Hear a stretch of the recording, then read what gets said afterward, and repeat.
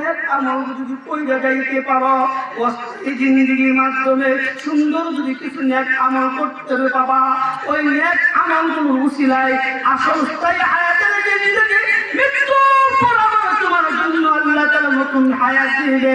ওই হায়াতের জিন্দেগি শুরু আছে, কোটি কোটি কোটি কোটি লক্ষ লক্ষ বছর চলে যাবে।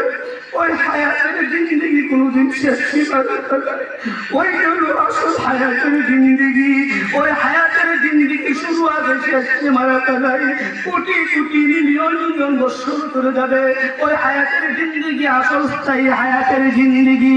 ওই স্থায়ী হায়াতের জিন্দেগি এই দুনিয়াতে আজকে 111তম মাহফিল রে বাবা। 111 বছর আগে যারা ছিল তারাও তো দুনিয়াতে নাই, তাদের নতুন হায়াতের জিন্দেগি শুরু হয়েছে বাবা। আপনি আমাদের বাবা এবং দাদা, নানা এবং নানি, চাচা এবং চাচি, সন্তান সন্ততি, ভাই বিরাদর যারা দুনিয়াতে চলে গেছে, তাদের কিন্তু নতুন হায়াতের জিন্দেগি শুরু হয়েছে। সেই দুনিয়া অবস্থায় হায়াতের জিন্দেগি ছেড়ে চলে গেছে, আর দুনিয়াতে যাওয়ার পর আবার নতুন হায়াতের জিন্দেগি শুরু হয়েছে। ওই হায়াতের জিন্দেগি কোটি কোটি লক্ষ লক্ষ বছর যাবে। ওই হায়াতের জিন্দেগি কোনদিন শেষ সীমা রাখে নাই।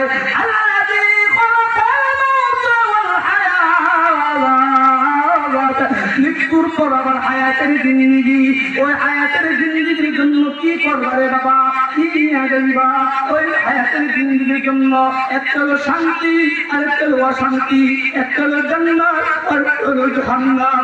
ও বাবা, এই শান্তি সবাই চায়, জাহান্নামকে বাঁচতে চায়, জান্নাতে যাইতে চায়। সবাই জোরে জোরে হাত তুলে বলে জান্নাতে তারা তারা যাইতে চায়, দুনিয়াতে নয় আখিরাতে শান্তি কে কে যাইতে চায়। আল্লাহ, তুমি কুতুবখানা বাবার মাহফিলকে কবুল করে যে সমস্ত তাদের হাত তুলেছে সকলকে হাসরের দিন জান্নাতে মেহমান বানায়া দাও।